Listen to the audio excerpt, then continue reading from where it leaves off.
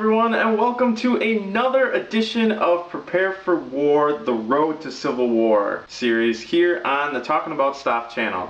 I'm the Stuff, and today we are going to be talking about Captain America, The First Avenger. Directed by Joe Johnston, this movie stars Chris Evans, Hayley Atwell, Sebastian Stan, Neil McDonough, Dominic Cooper, Tommy Lee Jones, and Hugo Weaving. So, let's talk about the movie. This is the origin story of Captain America and follows the story of Steve Rogers, a normal guy from Brooklyn with a lot of health problems. He's just a simple guy who wants to help serve his country. His family had served in the wars and he just wants to play his part to serve his country during World War II. Now that's an important thing to point out. This is a period piece movie. Takes place during World War II. Soon, Steve becomes Captain America, the Star-Spangled Man with a Plan.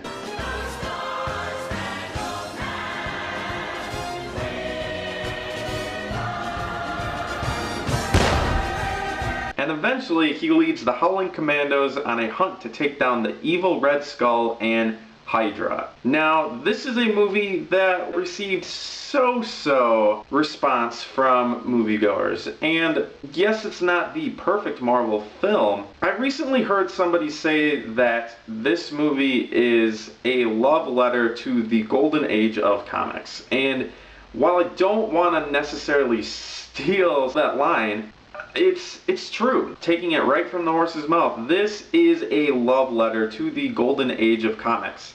This was a movie that takes place back in World War II and focuses on the origin of Captain America. And what better way to do that than in a period piece from World War II? I'm so glad that they didn't just modernize this movie. I'm glad that they didn't take this movie and be like, alright, we're going to put Steve Rogers in today and he is going to be in the War on Terror and all this stuff. No, I'm glad that they went to World War II and made this kind of like a lighthearted love letter to the golden age of comics. This is definitely true to that period in comic book history. Yes, there are some cheesy parts in this movie. Yes, there are some campy parts in this movie. That's how the comics were back in the day. And I'm so glad that they took this route for this movie. Now let's talk about the cast. First off, you got Chris Evans playing Captain America. And I remember when they first announced this back in 2010, I want to say, because this movie came out in 2011, so they had to have announced it in 2010. When they announced that Chris Evans was going to be Captain America, I was one of those people that was angry about this casting news. I was like, he's already been the Human Torch. How can they cast him to play Captain America, another Marvel character? Let's just say I was one of those people who ended up eating his own words, because Chris Evans is Steve Rogers. He does a phenomenal job portraying Steve Rogers. He gives a lot of heart to this character, and you can tell that he really cares about this character. And then we have Sebastian Stan, who plays Bucky Barnes.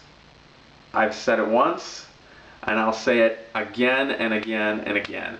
Bucky Barnes is my favorite character in the Marvel Comics. In comic books right now, to be honest. He plays Cap's best friend and sidekick once he becomes Captain America. Sebastian Stan does a fine job in this movie as Bucky Barnes. They took a little bit different route in the movies as compared to the books.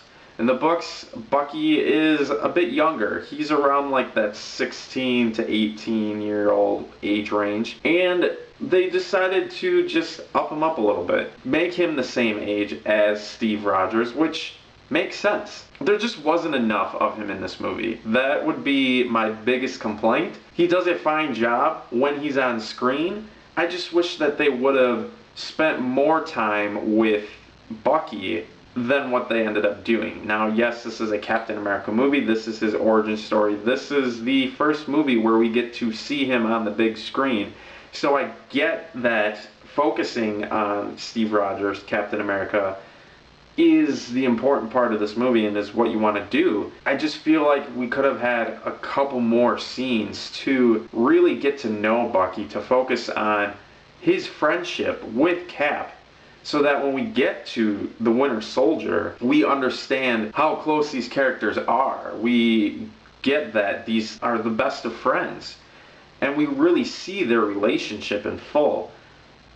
They don't focus enough on that in this movie, and that would be probably one of my biggest flaws with the movie. And spoilers, when Bucky actually dies in this movie, because they didn't focus on that relationship, it really just takes the steam out of that moment. It's not as impactful.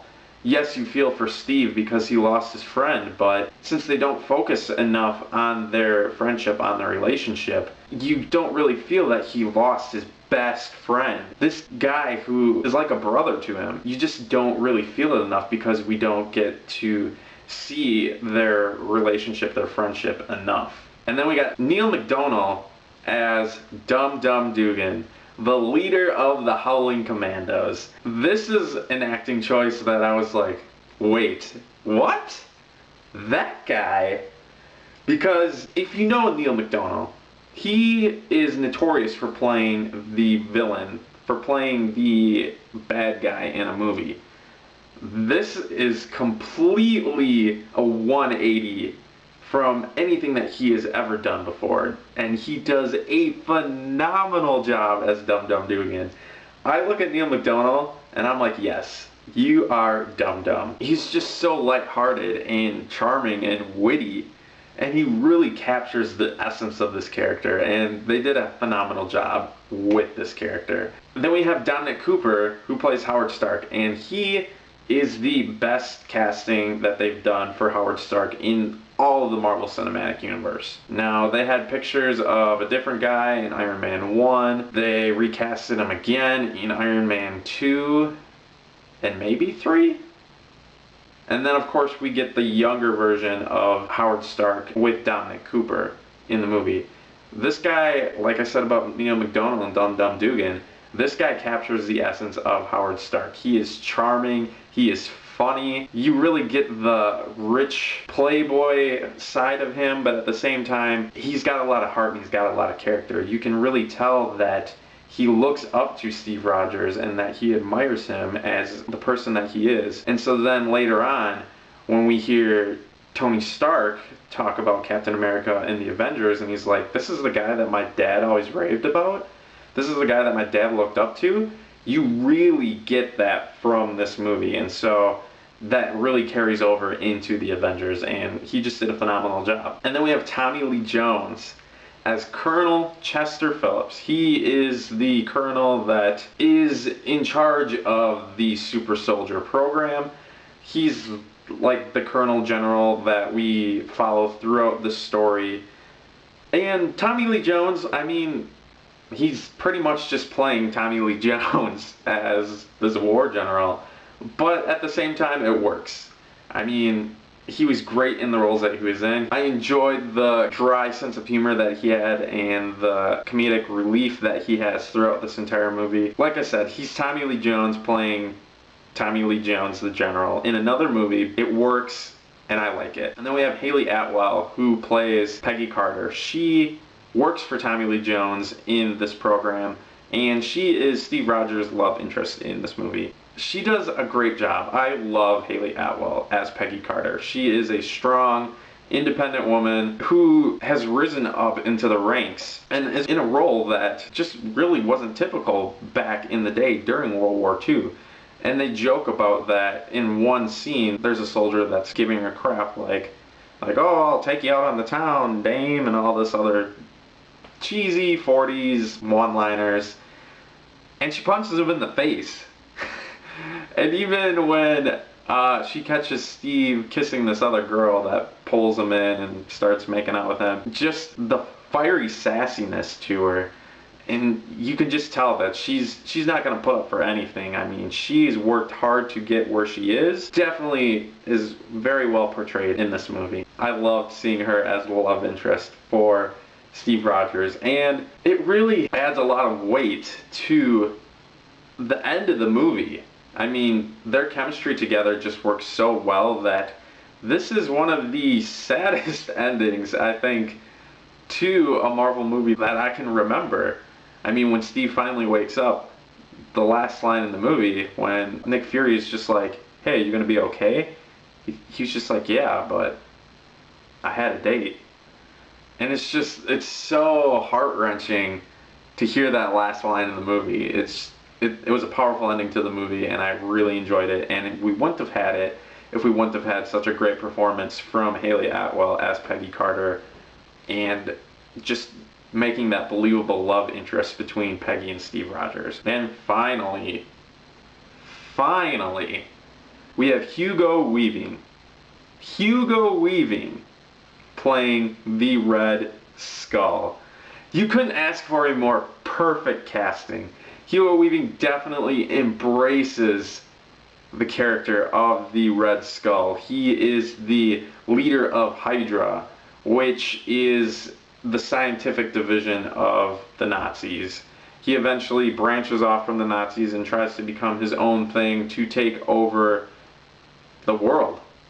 And he does a really great job portraying this. And while a lot of people have a problem with the Red Skull in this movie because he's a very, very stereotypical villain in the sense that he wants to take over the world, Hugo Weaving embraces it and fully takes it on. I would love to see the Red Skull in a future movie played by Hugo Weaving, but Hugo Weaving himself has just been like, I have no interest to get back with that character, and I don't blame him. The movie doesn't give him a whole lot to work with, and he does a phenomenal job with what they give him, but I completely understand that he's just like, I don't have any interest in this character. I don't see a whole lot that you can do with him. But, oh my goodness, like, if you just look at the comic books, especially the later books that came out not too long ago, Ed Brubaker's run on Captain America, Red Skull plays a pretty big role in Winter Soldier.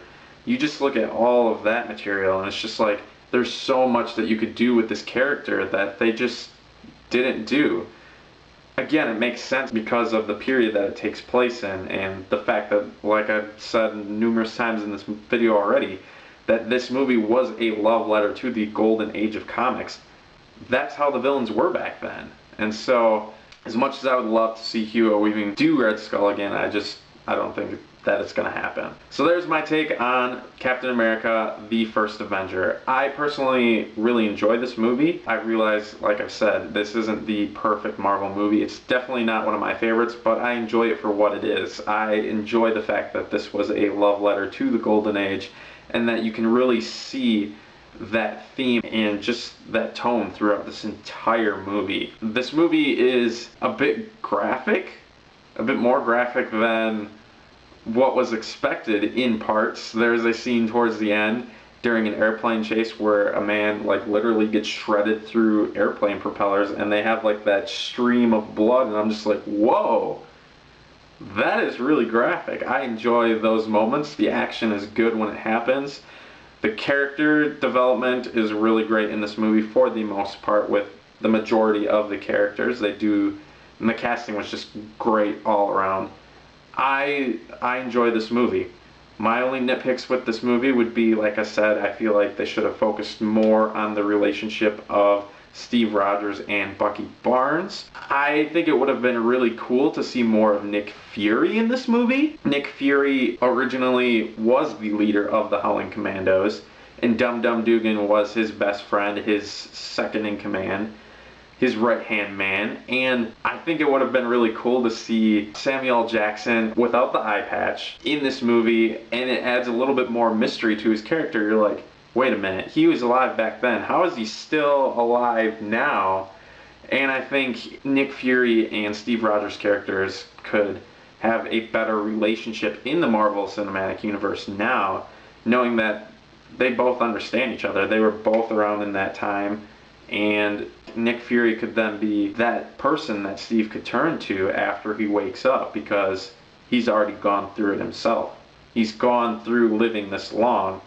I feel like they could have really used that as a connecting point for these two characters in the movie. And like I said, just give us a little bit more of the Red Skull.